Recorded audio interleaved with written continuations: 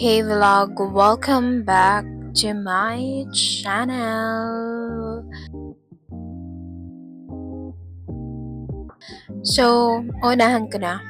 If may narinig kayong mga background music or radio or whatsoever, please ino-normalize na to natin sa vlog ko.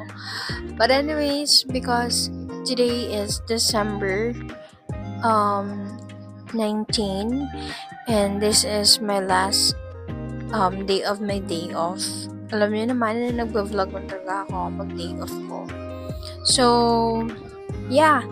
So, wala na akong time makapag-video on my next days because maging busy na ako and nandito ako guys. Okay, so, ayun na nga. Alam niyo naman na if you are with me on the start of the video, alam niyo naman na nagtatrabaho ako aside from filming or vlogging a content here on YouTube. So anyways, as you can see on the title down below, this is a Christmas haul. I have this bunch of clothes and Christmas bag. Tama ba yan? Because we will gonna be doing a Christmas haul. So, some of those things here is nasuot ko na. Most of ata. But, yeah, let's just gonna do a haul. Bakit ba? We start tayo with this clothes. Hindi siya fashion clothes or ano man yung nakikita nyo na magandang clothes, but it's a clothing haul pa rin. Hindi na siya ukay. Kasi I get a lot of views sa past video ko or past content ko which is ukay haul. So this time, it's a branded tops. And hindi, if makakalimutan ko yung mga brands, so pasensyahan nyo na, okay? So let's do a, what do you call this? Let's do a thumbnail first.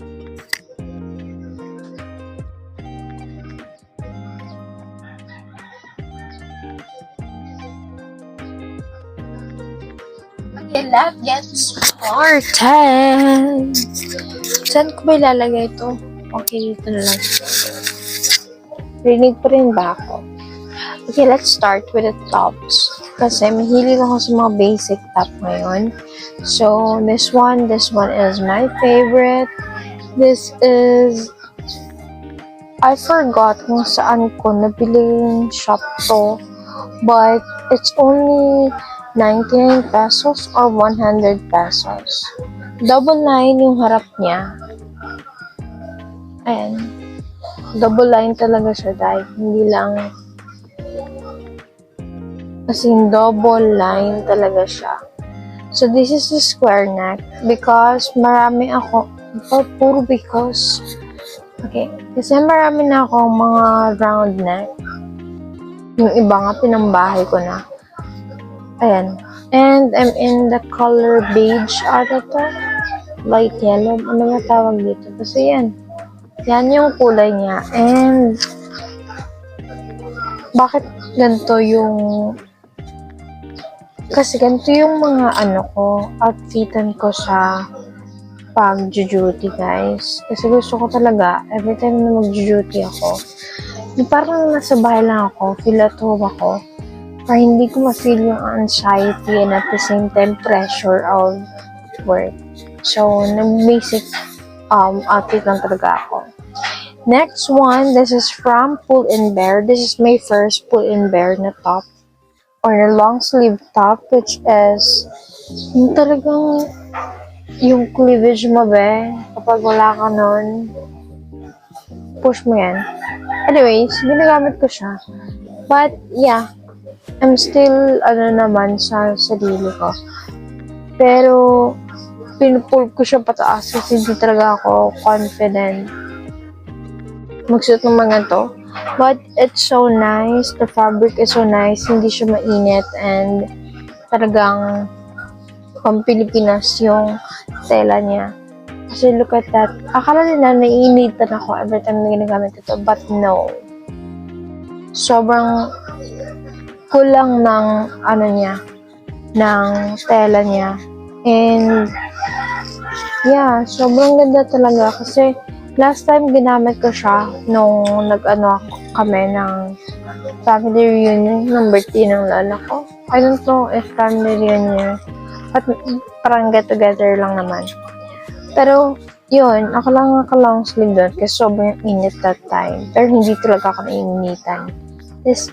And kahit nag-gain weight ako, small pa rin yung size ng damit ko, girl.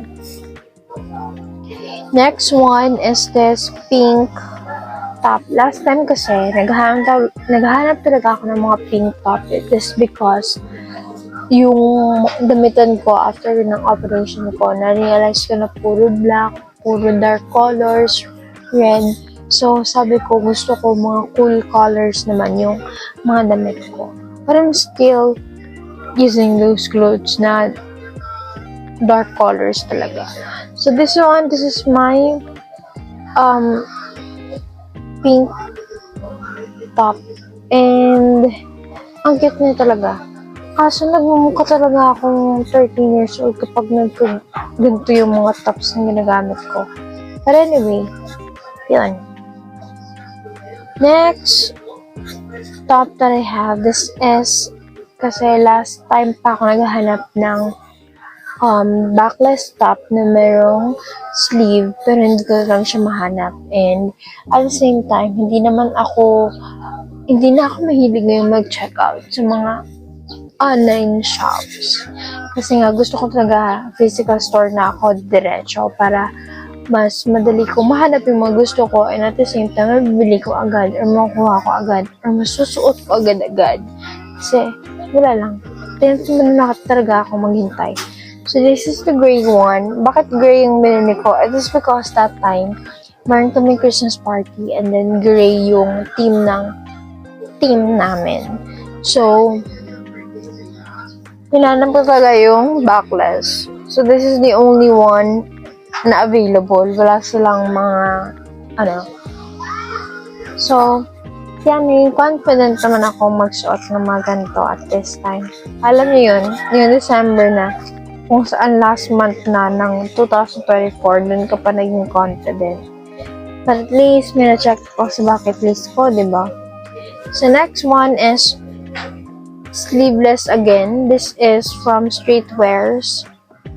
So, double line rin siya. Yung basic, this one is double line rin. Ayan, nakita niyo, double line siya. This one, natupi ko na kasi. But double line siya. Ang hilig ko talaga sa double line ngayon. This one is double line rin. As you can see. This. And then, this is the first ever baby blue. Baby blue ba tawag dito? But blue top na meron ako. Ayan, double line siya. Streetwears. So, from Facebook to, kaibigan ko or kaklase ko before yung nagbebenta. And sobrang quality talaga ng mga top na binibenta niya. At ang ganda ng mga binibenta niya, be. Parang gusto kong bumalik sa pag-negosyante. But anyways, ito double line siya. Sobrang dami kong tops na nabili for the past months, pero nasa labahan sila and basa pa. So, hindi ko madadala sa bagong to. So, 10 minutes na. Anyways, next one, this one is a ribbon top. Isang shop ng ating binibilhan ko. No. Magkatabi-tabi na store lang yung pinabibilhan ko ng mga tops ko, but the quality is good, the price is still good with the quality itself. So, this one. Ito, masabi ko mainit talaga yung tela niya. It is because, ayan, ganito yung tela niya. So, selected days ko lang talaga siya or selected events ko lang talaga ito masusuot kapag umuulan ito or cold weather. Doon ko siya nasusuot kasi kapag mainit, sobrang init talaga ba, hindi ko talaga makakaya yung init kapag to yung suot ko. So, haul plus tupi na rin. Para hindi na ako mahirapan sa pag-ayos dito later, no? Okay. This is the ribbon top that I got. Okay, next is this one. So this is given by my friend. Christmas na Christmas yung atake niya, be. Next, what I got last week ata. Okay, what I got last Thursday. Pumunta ako, naghanap ako ng mga gift for my pamangkin. And this is, yung binili ko is mga foil balloon 2025.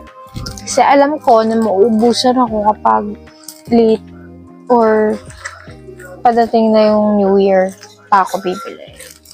So, bumili na ako number 16.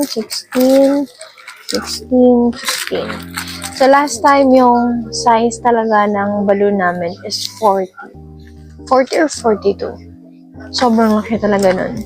But this time, back to maliit lang. And, yan. Next one, this planner. Hindi ko siya bubuksan. Nakikita niyo to sa Shopee. Basta planner siya or money planner.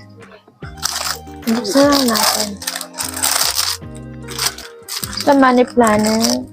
And it comes with this stickers. Tapos meron ng mga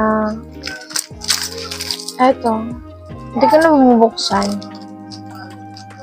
Bongga. And then, yung mga plastic pouch na merong zipper. So, yun yung laman. And it doesn't come with a pen, ha? In-expect ka naman yung pen. But look at the pink color. Ibigay ko siya sa friend ko. Though, I love the color pink. Pero, hindi siya mag-work sa akin because I'm so gastadora. Next one, nabili ko last time. This one, this is the fake nails. I-post ko dito yung picture ng nails namin with this. I only got this for 20 pesos. 25, 45. I forgot.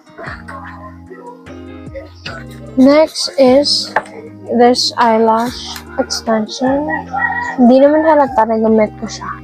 I'm in the number 13 because last time nag-event nga. So, kailangan kong kasi nagpa-eyelash extension ako if you can see sa previous vlog pero hindi siya umabot ng mga events ko.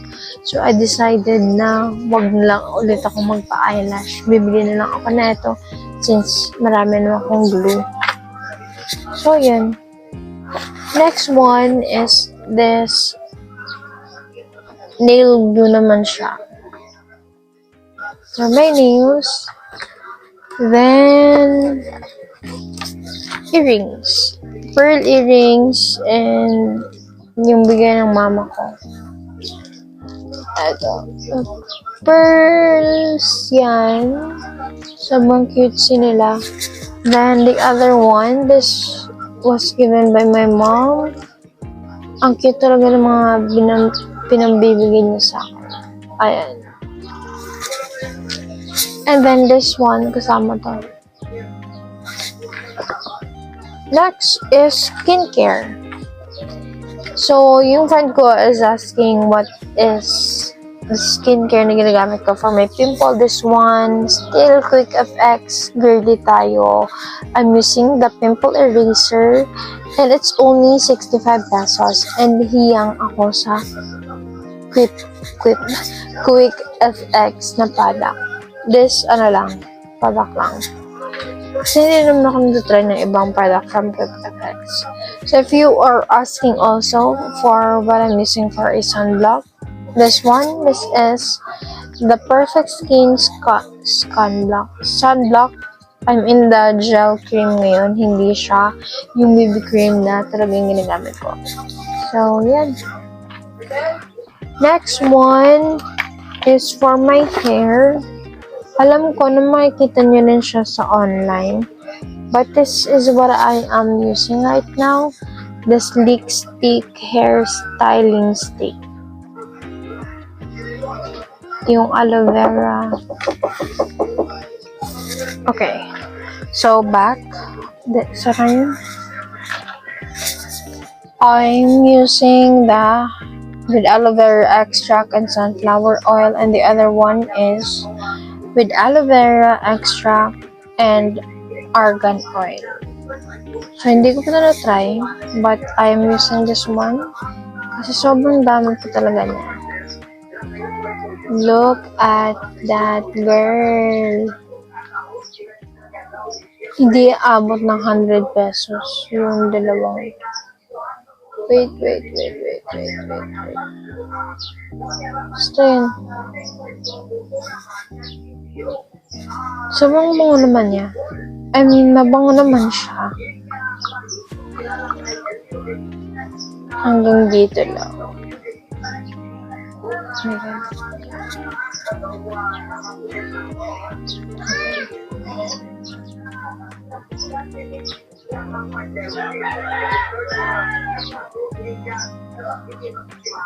Kasi meron ako mga baby hair. As you can see this. Wait. Diyan na yun.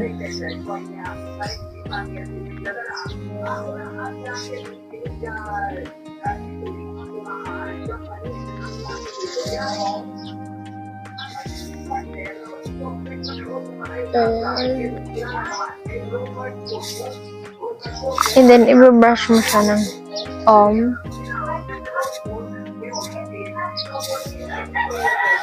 ayan, diba? Parang bagong ligo ka lang. Pero, ang pangit yung tingnan kasi nag-oily siya. But, so far, for its price, worth it naman. Next that I have here is a tree product from Watson. This is my go-to product. So, this is from Dazzle Me, the two product na favorite ko sa Dazzle Me ngayon. Although, I'm a Dazzle Me girl talaga before pa. So, I have the Dazzle Me Lip Cream. I'm still in the shade Dazzling Hot. But I'm using right now the Revlon. Anong Revlon ngayon gamit ko ngayon? Wait. This Revlon is given by my friend Joanna, who gave me this. Bigyan niya ako. Revlon Oat.